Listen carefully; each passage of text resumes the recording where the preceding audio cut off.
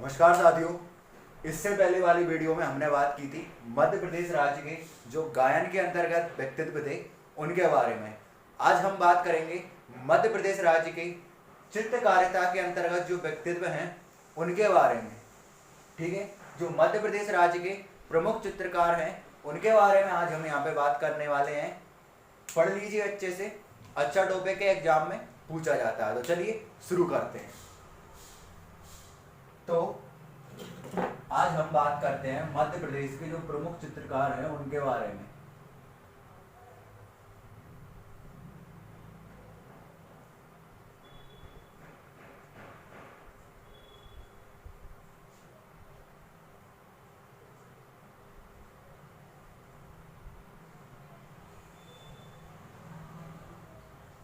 सबसे पहले नाम आता है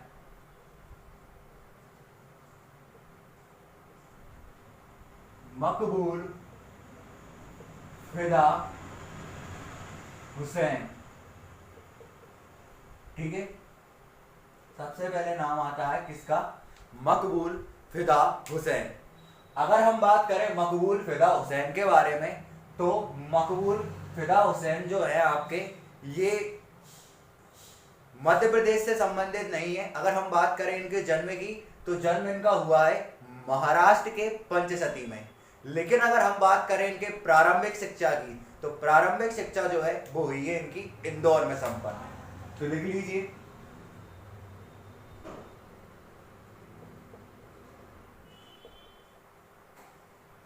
मकबूल फिदा हुसैन की प्रारंभिक शिक्षा कहां पे संपन्न हुई है? इंदौर में। अच्छा, ये शिक्षा कौन सी बात चल रही है? देखिए, चित्रकारिता के क्षेत्र में प्रारंभिक शिक्षा कहां पे संपन्न हुई मकबूल फिदा हुसैन की? इंदौर में। ये वो वाली प्रारंभिक शिक्षा की बात नहीं चल रही है, याद रखिएगा। चित्रकारिता के क्षेत्र में मकबूल फिदा हुसैन की प्रारंभिक शिक्षा इंदौर में संपन्न हुई। आगे बात करते हैं हम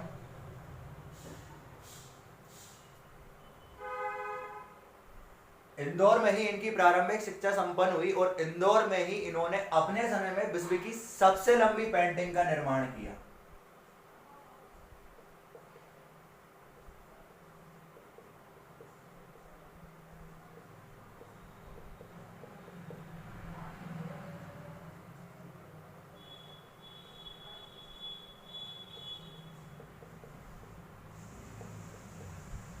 ठीक है, इंदौर में विश्व की सबसे लंबी पेंटिंग का निर्माण मकबूल फिदा हुसैन ने किया था।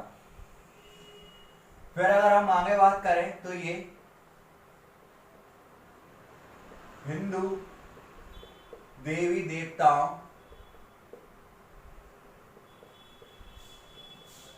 के विवादास्पद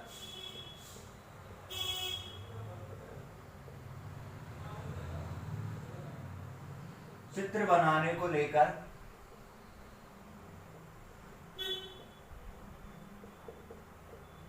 काफी चर्चा में रहे।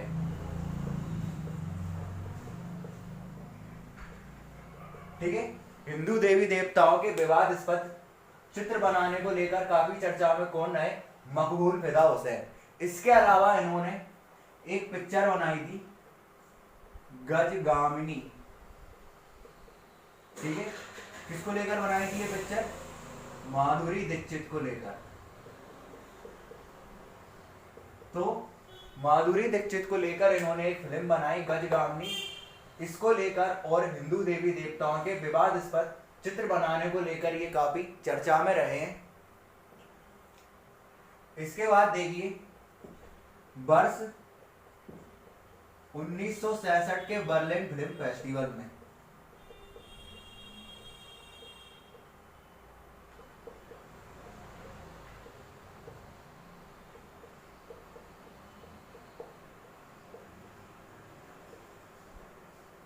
इनकी एक फिल्म थी through the eyes A painter. Through the eyes a painter.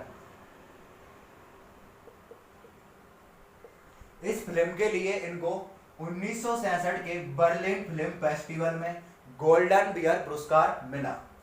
कौन सा पुरस्कार मिला? गोल्डन बियर पुरस्कार।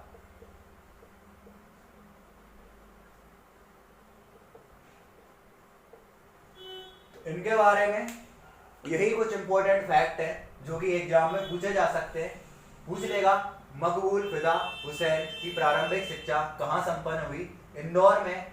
इंदौर में निम्न में से किसने विश्व की सबसे लंबी पेंटिंग का निर्माण किया था? मकबूल फिदा हुसैन। इसके बाद हिंदू देवी देवताओं के विवादास्पद चित्र बनाने को लेकर कौन काफी चर्चा में रहे हैं? मकबूल फिदा हुसैन। और माधुरी दीक्षित की फिल्म गजगामनी को लेकर भी क्या है, ये काफी चर्चा में रहे हैं। वर्ष 1966 के बर्लिन फिल्म फेस्टिवल में इनकी एक पिक्चर के लिए इनको गोल्डन बियर पुरस्कार से नवाजा गया।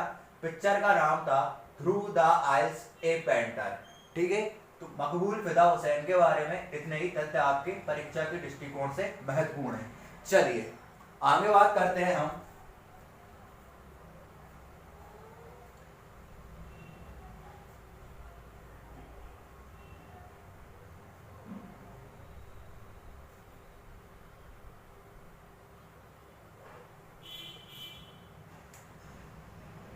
आगे आते हैं हमारे सैयद हैदर रजा। ठीक है, अगले जो है हमारे सैयद हैदर रजा। सैयद हैदर रजा जो है ये न केवल राष्ट्रीय एवं अंतरराष्ट्रीय स्तर पर एक प्रसिद्ध ख्याति प्राप्त चित्रकार हैं, और जो हमारे इससे पहले वाले थे मकबूल फिदा हुसैन, ये भी क्या थे? काफी राष्ट्रीय एवं अंतरराष्ट्रीय स्तर पर एक प्रसिद्ध चित्रकार रह चुके हैं। ठीक है, तो अगर हम बात करें इनके जन्म के बारे में, तो इनका जन्म मध्य प्रदेश में ही हुआ है। मध्य प्रदेश में कहां हुआ है? नरसिंहपुर के बावरिया नामक स्थान पर। ठीक है, तो जन्म पूछा जा सकता है। जो मध्य प्रदेश में जन्म है उनके जन्म के बारे में अवश्य आप लोग याद रखिएगा। तो जन्म हुआ है इनका नरसिंहपुर के बावरिया नामक स्थान पर। इनके बारे में एक बहुत ही इंपॉर्टेंट फैक्ट है, देखिए वर्ष 1956 में फ्रांस की सरकार के द्वारा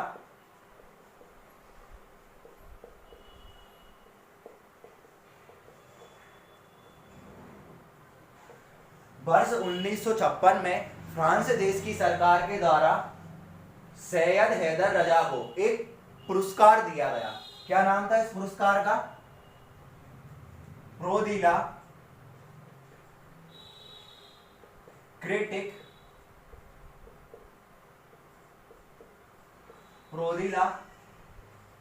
क्रिटिक पुरस्कार। ठीक है, ये जो पुरस्कार है ये चित्रकारिता के क्षेत्र में उत्कृष्ट प्रदर्शन करने वाले, ठीक है, चित्रकारिता के क्षेत्र में उत्कृष्ट प्रदर्शन करने वाले कलाकारों को फ्रांस की सरकार के द्वारा किस पुरस्कार से सम्मानित किया जाता है? प्रोदिला क्रिटिक पुरस्कार से। यही पुरस्कार वर्ष 1956 में सैयद हैदर रजा को मिला था, और वो इस पुरस्कार को प्राप्त करने वाले पहले गैर फ्रांसीसी कलाकार थे। ठीक है,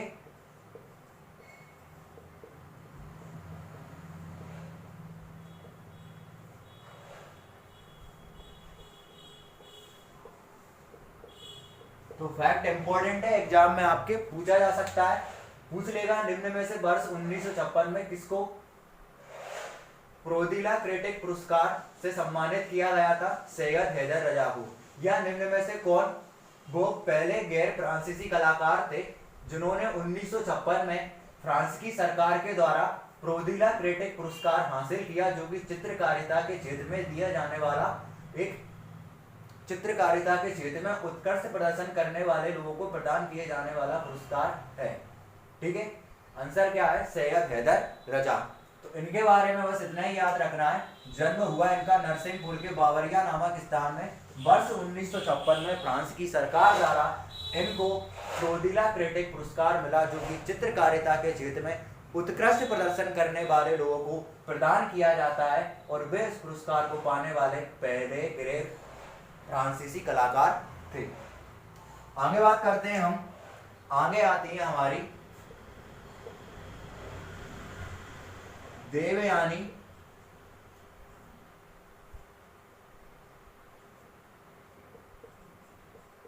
ठीक है। आगे कौन है हमारी देवयानी कृष्ण। देवयानी कृष्ण का जन्म जो है ये इंदौर में हुआ है, ठीक है। इनके बारे में इंपॉर्टेंट फैक्ट क्या है, देखिए वर्ष 1940 में अंतरराष्ट्रीय चित्र प्रदर्शनी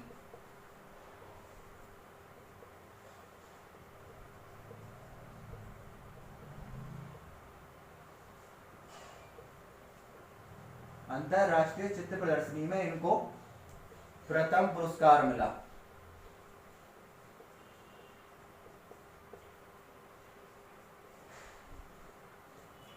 तो देवयानी कृष्ण का जन्म हुआ था इंदौर में और वर्ष 1940 में इनको अंतरराष्ट्रीय चित्र प्रदर्शनी में प्रथम पुरस्कार मिला था, ठीक है। आगे बढ़ते हैं हम,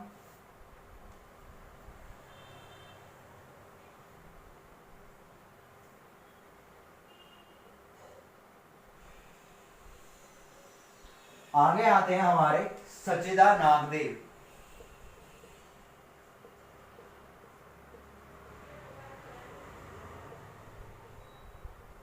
देखिए मध्य प्रदेश राज्य के जो चित्रकार हैं उन चित्रकारों में काफी सारे चित्रकार ऐसे हैं जो कि मध्य प्रदेश राज्य से सीधे सीधे संबंधित नहीं है। मतलब कुछ चित्रकार मध्य प्रदेश की जो कला संबंधी संस्था है जैसे कि मध्य प्रदेश कला अकादमी, ललित कला संग्रहालय, उसके निर्देशक के रूप में या उसके सदस्य के रूप में काम कर चुके हैं। कुछ चित्रकार ऐसे हैं जिनका सीधा सीधा जन्म मध्य प्रदेश में ही हुआ है। तो आप लोग ये जो तीन मैंने आपको बताए, मकबूल फिदा हुसैन, इसके अलावा एक और कौन से हैं आपके, सैयद हैदर रजा और देवयानी कृष्ण, ये तो बहुत इंपॉर्टेंट है। इसके अलावा जिनका जन्म मध्य प्रदेश में हुआ है उनको और जरूर याद रखिएगा, क्योंकि जिसका जन्म मध्य प्रदेश में हुआ है उससे प्रश्न बन सकता है, ठीक है। तो अगर हम बात करें सचिदा नागदेव के बारे में तो इनका जन्म हुआ था मध्य प्रदेश के उज्जैन में, ठीक है। और वर्ष 1966 में उज्जैन में आयोजित कालिदास प्रदर्शनी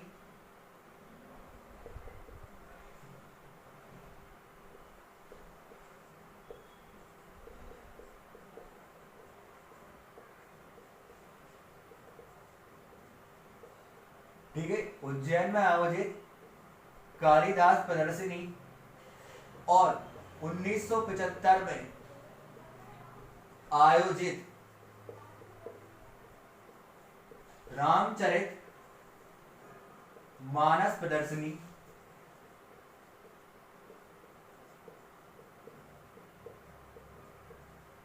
में इनको मेरिट में पुरस्कार प्राप्त हुआ, ठीक है।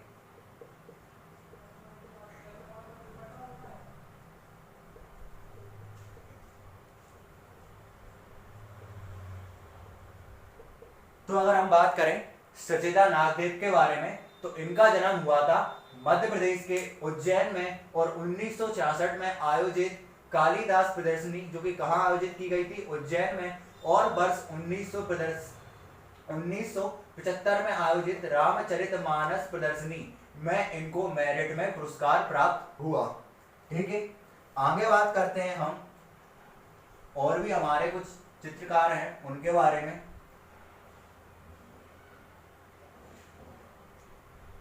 आगे देखिए मदन भटनागर, यूसुफ,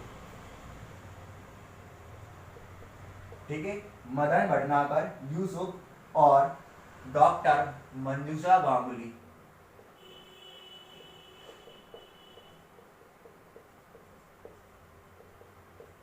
मदन भटनागर, यूसुफ और डॉक्टर मंजूषा गांगुली, इन तीनों का ही जन्म जो है वो हुआ है मध्य प्रदेश के ग्वालियर में। जन्म सभी का आपको याद रखना है, जन्म से प्रश्न पूछे जा सकते हैं।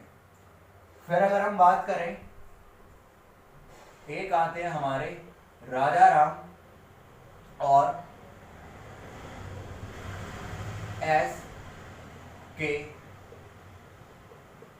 जमींदार, इन दोनों का जन्म कहाँ हुआ है? मध्य प्रदेश के इंदौर में। ठीक है, ये चित्रकारों के नाम हैं। इसके बाद एक आते हैं हमारे अखिलेश। अखिलेश का भी जन्म जो है, देखिए अखिलेश का भी जन्म कहाँ हुआ है? मध्य प्रदेश के इंदौर में। अखिलेश को लेकर दो महत्वपूर्ण बातें हमारे सामने आती हैं।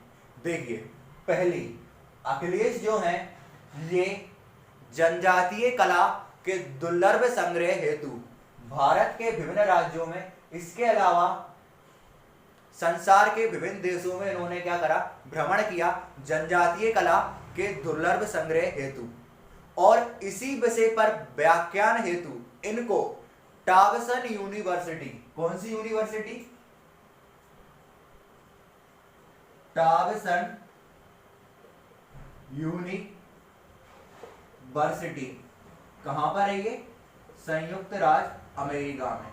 ठीक है, तो जनजातीय कला के दुर्लभ संग्रह पर व्याख्यान हेतु इनको टावसन यूनिवर्सिटी, जो कि संयुक्त राज्य अमेरिका में स्थित है, मैं आमंत्रित किया। ठीक है, तो पहला फैक्ट तो इनके बारे में ये है। फिर दूसरा फैक्ट क्या है? इन्होंने मार्क चेगल की आत्मकथा का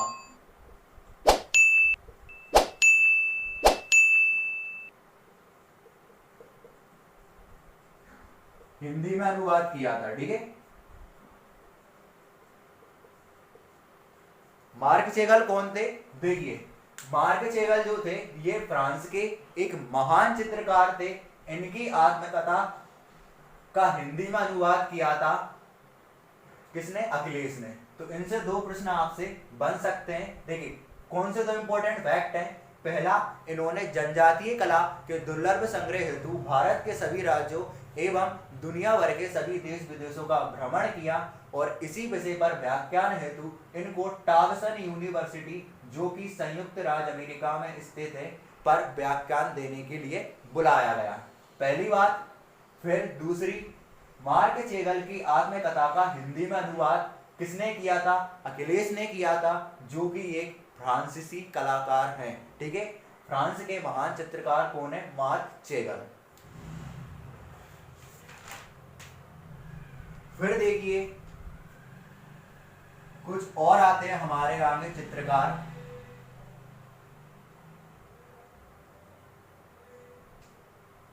आगे आते हैं हमारे रमेश पटेरिया। ठीक है, रमेश पटेरिया का जन्म कहाँ हुआ? बस इतना सा ही याद रखना है। रमेश पटेरिया का जन्म हुआ था जबलपुर में। ठीक है, इसके बाद आते हैं आपके अफजल। अफजल का जन्म हुआ था देवास में।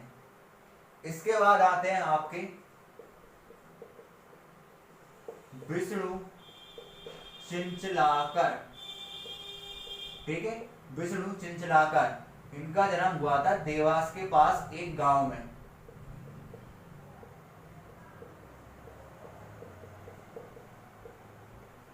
और इन्होंने वर्ष 1960 में सभी चित्रकारों को, ठीक है, इन्होंने वर्ष 1960 में सभी चित्रकारों को मिलाकर एक ग्रुप बनाया। क्या नाम था इस ग्रुप का? Friday group. इस ग्रुप ने राष्ट्रीय स्तर पर प्रसिद्धि पाई।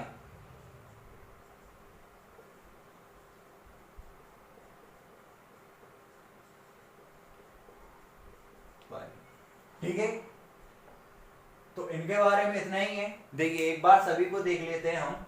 रमेश पटेरिया का जन्म हुआ मध्य प्रदेश के जबलपुर में। अफजल का जन्म मध्य प्रदेश के देवास में। विष्णु चिंचलाकर का जन्म देवास के पास एक गांव में। और पूछा जा सकता है कि इनमें से किसने वर्ष 1960 में फ्राइडे ग्रुप नाम से एक ग्रुप बनाया जिसको राष्ट्रीय स्तर पर प्रसिद्धि प्राप्त हुई? तो इसका आंसर क्या है? विष्णु चिंचलाकर। आगे बात करते हैं हम, आगे आते हैं हमारे, चलिए मिटा देता हूं मैं, आगे आते हैं हमारे पेमा फालिया। देखिए पेमा फालिया जो है आपके, ये एक जनजातीय चित्रकार है, ठीक है। मतलब चलिए देखते हैं, इन्होंने एक चित्र बनाया है जिसका नाम है पिचोरा भित्ति चित्र। जो पिचोरा भित्ति चित्र है, ये भील जनजाति का सबसे प्रसिद्ध चित्र है।